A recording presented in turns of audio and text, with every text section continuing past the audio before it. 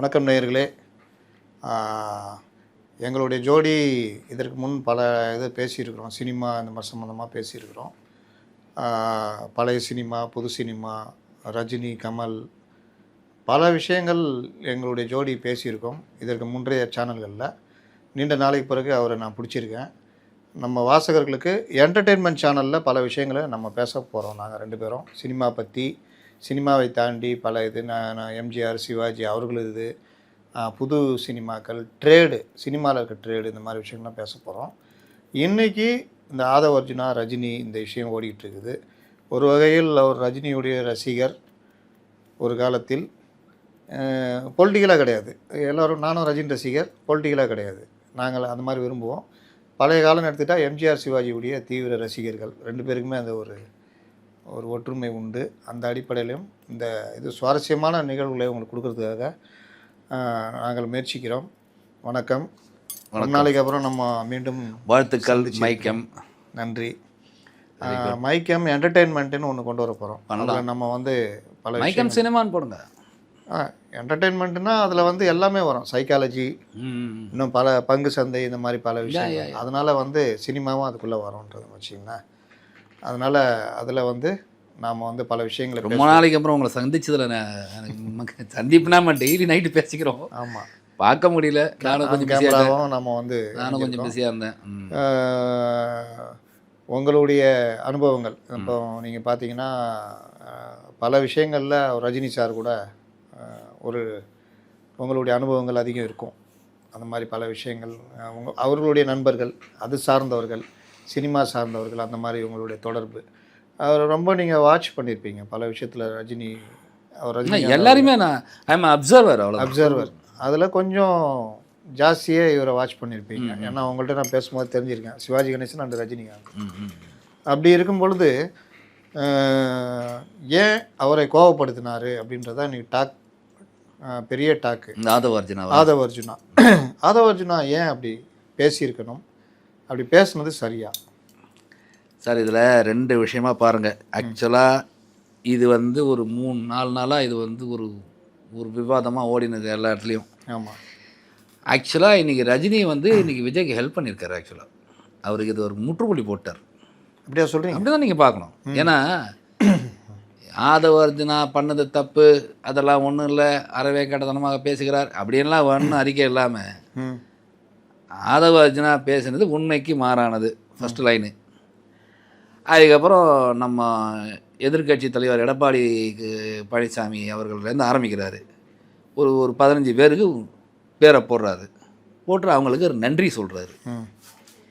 கீழே என்ன சொல்கிறாரு, காலம் பார்த்துக்கணும் ஏதோ ஒன்று சொல்கிறார். முடிஞ்சு போச்சு. இந்த அறிக்கையை நீங்கள் ஃபுல்லாக பார்த்தீங்கன்னா இந்த பிரச்சனையை இதோட விடுங்க. ஏன்னா எல்லா தலைவர்களும் அதை வந்து கண்டம் பண்ண ஆரம்பிச்சிட்டாங்க. ஆமாம். அண்ணாமலை அவர்கள், L Murugan minister of state, Nainar Nagendran எதிர்கட்சி, எடப்பாடி பழனிசாமி, அப்புறம் அவர் கேசி Palaniswami, KP Munusamy I think அவங்க பேசியிருக்கிறாரு. அப்புறம் வந்து அர்ஜுனமூர்த்தி, அப்புறம் டைரக்டர் அமீர் இதை பற்றி பேசியிருக்கிறாரு. எல்லாரும் இதை வந்து கண்டம் பண்ண ஆரம்பிச்சிட்டாங்க. இது வந்து பார்த்தீங்கன்னா நீங்கள் எப்பவுமே ஒரு விஷயம் சார், ரஜினியாக இருந்தால் தான் ரஜினியோட கஷ்டம் தெரியும். இந்த எலெக்ஷன் நேரத்தில் சும்மானா புருஷனு உருட்டுறது அவரை. பேய் யாதவ அர்ஜுனா பேசினதுக்கே நான் நினைக்கிறேன் ஒரு ட்ராக்ஷன் வேணும்னு அவர் பேசியிருக்காரு. இல்லைனா யாதவ அர்ஜுனா யார் கேட்க போகிறா பேசுறத? என்ன பெரிய பேச்சு புலமை வாழ்ந்தவரா இல்லை அந்த ஒரு நாலேஜரா? ஒன்றும் கிடையாது. நான் அப்படின்னு அவர் பேசுறதுலாம் பார்த்துன்னுக்கிறேன். ஒன்றும் ஒரு ரெக்கார்ட்ஸ் கிடையாது, ஒரு டேட்டா பாயிண்ட் கிடையாது, ஒன்றும் கிடையாது. போட்டால் வார்த்தைகளோட விட்டுறாரு. அது ஓகே. அது முதல்வரை கூட ரொம்ப அவங்க நியூ என்ட்ரண்ட்டு, நியூ பார்ன் பேபி, அது கொஞ்சம் அப்படியே தத்து பத்துன்னு தான் இருக்கும். அதுக்கப்புறம் தானாக செட்டில் ஆகும். அப்புறம் ஏன் ரஜினி கோவப்பட்டார்?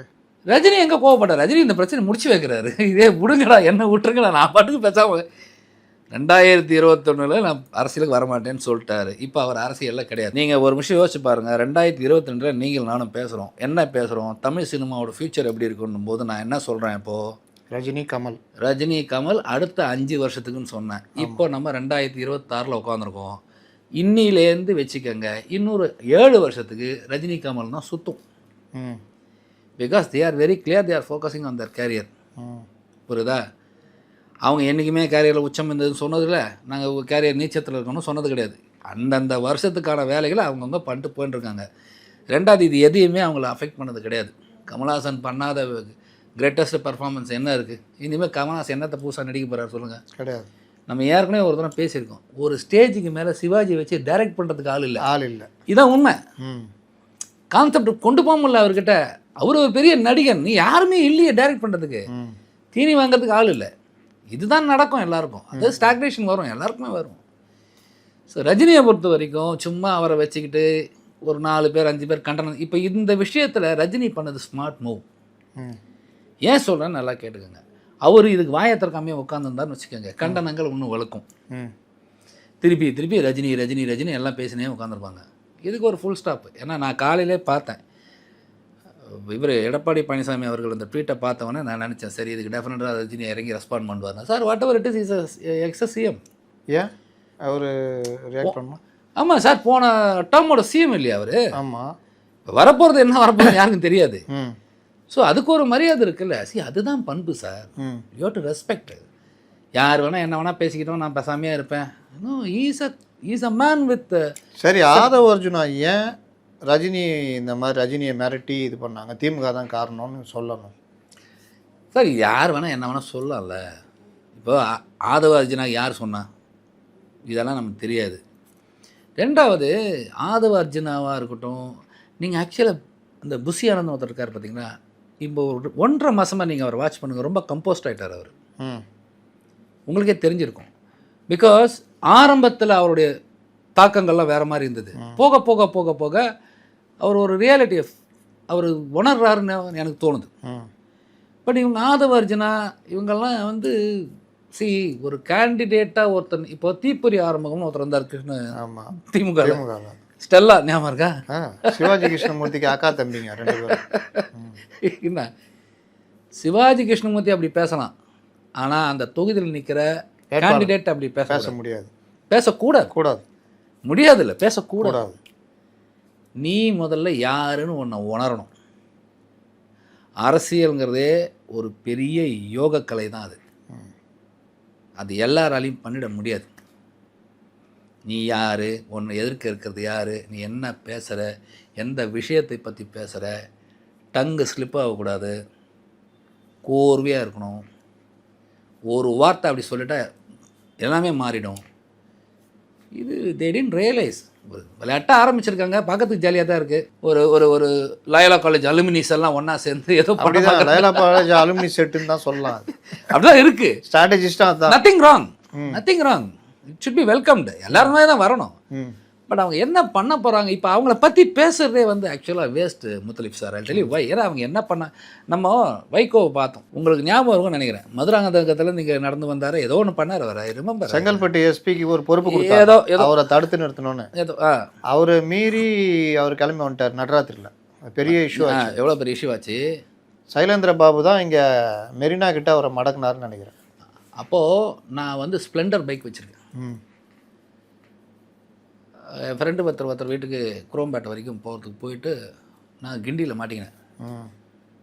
விடிய காலையில் 2:15 மணி 3 மணிக்கு தான் அந்த டிராஃபிக்கே கிளியர் ஆகுது. ஆமாம், அதுதான் முதல் முறையாக அந்த டிராஃபிக் ஜாமில் டீ எல்லாம் விற்றுக்கிட்டு வந்தாங்க.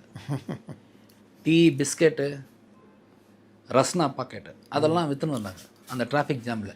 ஏன் நீங்கள் அவர் கட்சியில் வந்து பிரிஞ்சப்போ 93 ஒரு ரேலி நடத்தினாரா மவுண்ட் ரோட்டில். அதோடைய டெய்ல் வந்து அண்ணா சிலைக்கிட்டே இருந்தது, ஹெட்டு வந்து சீர்நேரங்க பீச்சில் இருந்தது. இது எல்லாம் போய் முடிஞ்சு ஒரு வைக்க உள்ளே போகும்போது நைட் 2 மணிக்கு மேலே ஆச்சு. ஆச்சா. ஸோ இந்த கூட்டம் கூடுறதுங்கிறது வந்து எல்லாருக்கும் கூடும் சார். பிரஜாராஜ்யம் சிரஞ்சீவி பண்ணாதா, ஓகேவா, அது எல்லாருக்கும் நடக்கும். அவனே சொல்லியிருக்காரு, எனக்கு அண்ணனுக்கு வந்த கூட்டத்தில் 3ல் ஒரு பங்கு கூட உனக்குலாம் வரல, 33 எம்எல்ஏ ஜெயிச்சார். சார் ஆல் டெல்லி சார், அவங்கெல்லாம் யாருக்கிட்டையும் பேச மாட்டாங்க sir. They are very clear. இவங்க பார்க்குறதுக்கு ஜாலியாக இருக்குது, ஒரு சின்ன யங் கும்பல் ஜாலியாக இருக்காங்க, வேகமாக நடக்கிறாங்க, போகிறாங்க வராங்க, எல்லாம் ஓகே. பட் எப்போவுமே ஒரு விஷயம், வாலி எழுதினது பதவி வரும்போது பணிவு வர வேண்டும். அந்த பணிவு இல்லாமல் ரஜினிகாந்தெல்லாம் வந்து ஒரு மிகப்பெரிய ஆளுமை. இந்த ஊரில் எவனும் செய்ய முடியாது, அவர் செஞ்சுன்னு உட்காந்துருக்காரு. 75 வயசில் வீட்டு வாசலில் 10 டேரக்டர் கதை சொல்கிறதுக்கு ரெடி, 10 ப்ரொடியூசர்ஸ் ரெடி. கடைசி படம் கூலி 560 கோடி என்னமோ கரெக்டாக இருக்குது. 75 வயசு, புரியுதா? இப்போ ஜெயிலர் ப்ரொஜெக்ஷனே வேறு மாதிரி இருக்குது. அதுக்கப்புறம் 170 அது ப்ரொஜெக்ஷன் வேறு மாதிரி இருக்குது. He is the most happening busiest star in South India today.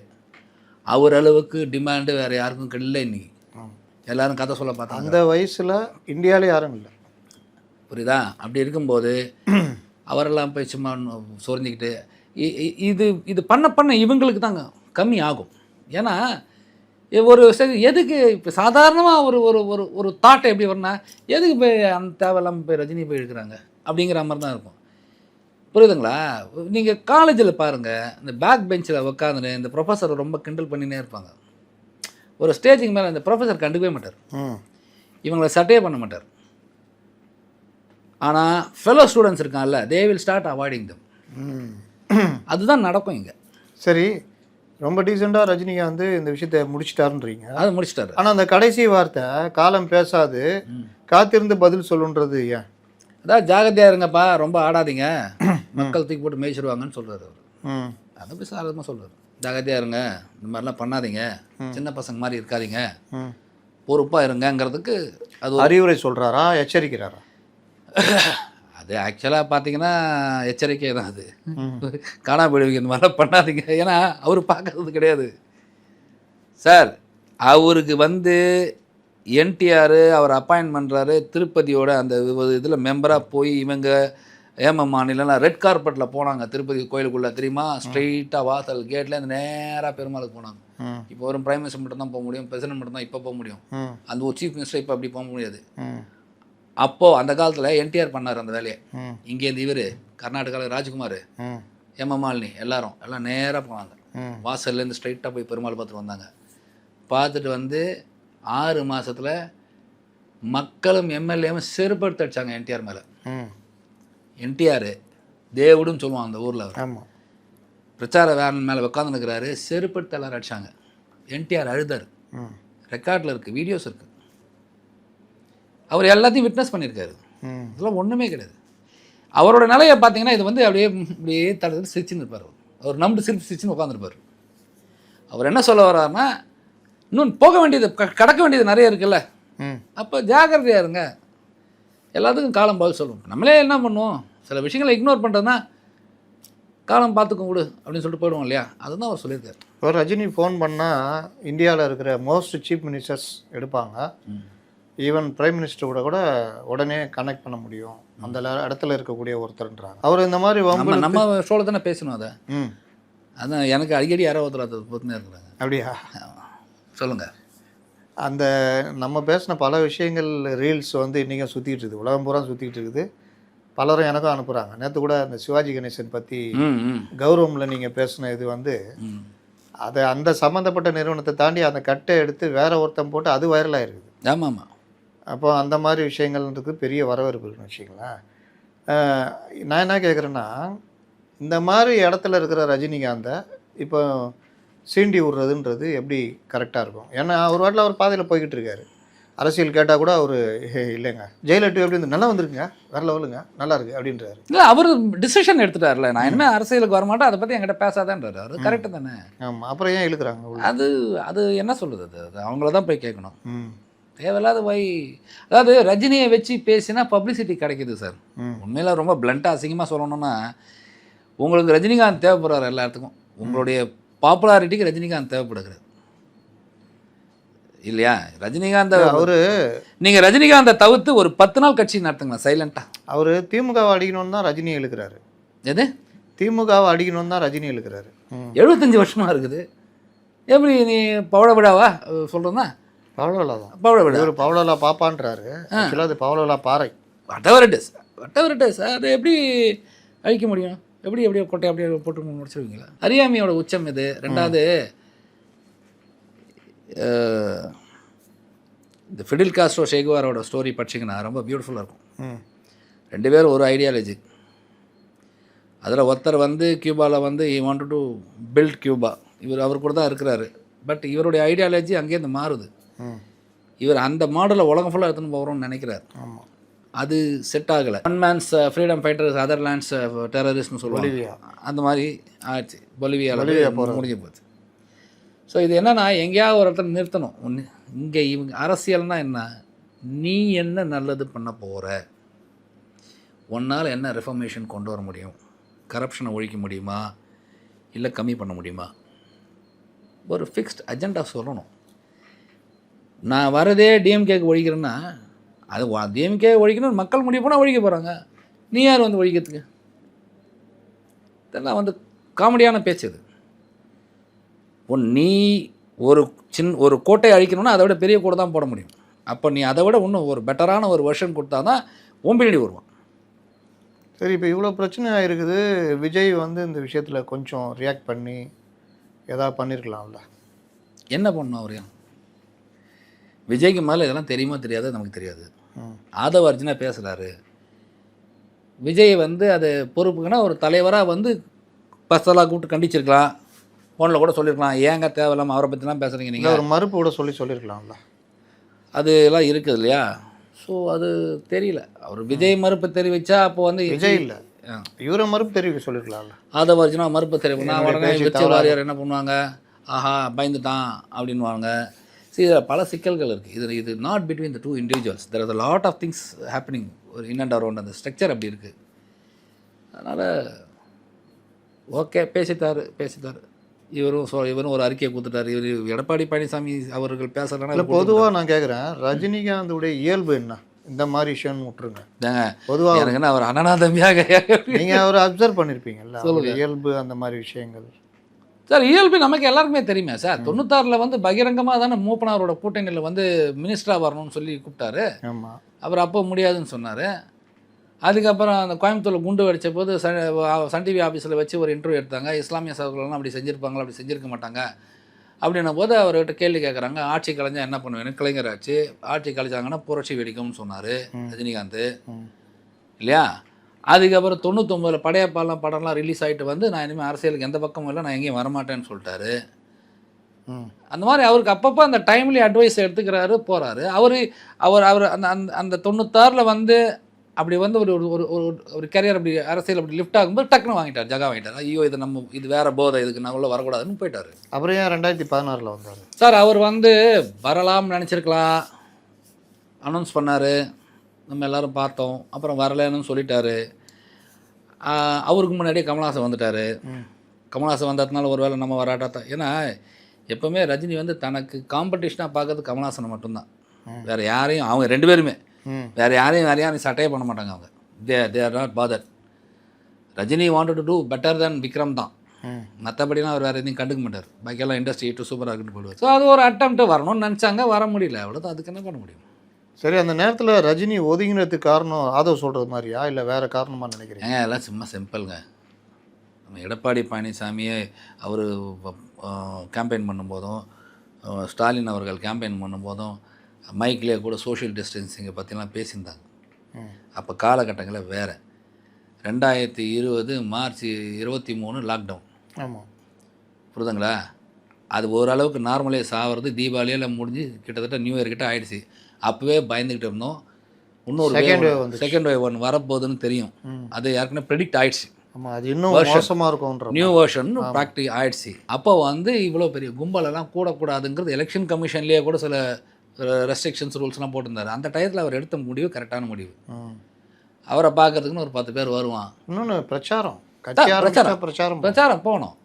அதெல்லாம் வேலைக்கு ப்ராக்டிக்கலாக நடக்காது. அதெல்லாம் 2வது அவருக்கு வந்து கிட்னி மாற்றிருக்கு, ஸோ மணி இன்ஃபெக்ஷன்ஸ் எதுவும் வரக்கூடாது, அவ்வளோ விஷயங்கள் இருக்கும்போது they will not take risk. உயிர் முக்கியமாக, உடம்பு இது பாலிடிக்ஸ் முக்கியமான அது இருக்குல்ல, அதனால் ஒன்றும் இல்லை. இதெல்லாம் என்ன அசிங்கம் இருக்குது? அதனால் அதெல்லாம் ஒன்றும் ஒரு பிரச்சனையே கிடையாது. எத்தனையோ கட்சி ஆரம்பிக்கிறாங்க, சிலது வருது, சிலது போகுது. அவங்கள மாதிரி தயங்காமல் டக்குன்னு முடிவெடுத்துட்டாரு. சார், ஒன்று உத்தரமா உங்களுக்கு, விட்டு கொடுப்பதற்கு தான் அதிகம் வீரம் வேண்டும், சண்டை போகிறதுக்கு இல்லை. மன்னிப்பு கேட்பதற்கு தான் அதிகம் வீர வேண்டும். புரியுதா? அதாவது முடியலங்கிறது தைரியமாக சொல்கிறவன் தான் வீரன், அவன் தைரியசாலி. இவனோட ஈகோனால் ஒரு 10 பேர் சாகக்கூடாது. ஸ்டேட்மெண்ட்லேயே அப்படி தான் இருக்கும். அவர் எடுத்த டிசிஷன் அதான், என்னால் அவனை பிரச்சனை வரக்கூடாது, அவ்வளோதான். யாருக்கும் பிரச்சனை வரல, சரியாக போச்சு. ரஜினிகாந்த் அரசியலுக்கு வரலங்கிறதுனால என்ன பிரச்சனை? இப்போ நாட்டில் என்ன அப்படியே தலைகீழ எல்லாம் மாறி அதுக்கு பிறகு தான் உச்சத்தில் போனார் படத்துலையும். அவர் என்னைக்கு சார் கீழே இருந்திருக்காரு?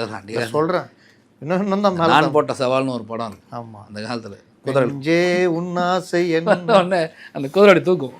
அன்னிலே நல்ல உச்சத்தெல்லாம் இருக்கிறான். என்ன what I like about it, he will not say that, he will never talk about his growth, career heights எல்லாம் பேச மாட்டார்.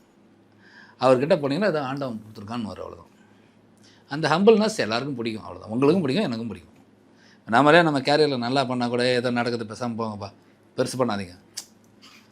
சில சமயம் ஒரு திடீர்னு நாங்கள் சில இன்சென்டிவ்லாம் தட்டி விடுவோம், டக்குன்னு சார் ஏய் அடக்கி வாசி வந்துச்சு எடுத்துக்கோ, அதெல்லாம் ஒன்று இதை பற்றி ஜாஸ்தி சத்தம் போடாமல் இரு அப்படிங்கிற மாதிரி அப்படி தான் இருக்கிறோம். பல விவகாரங்களுடைய தொடக்க புள்ளியா இது அமைஞ்சிருக்கு.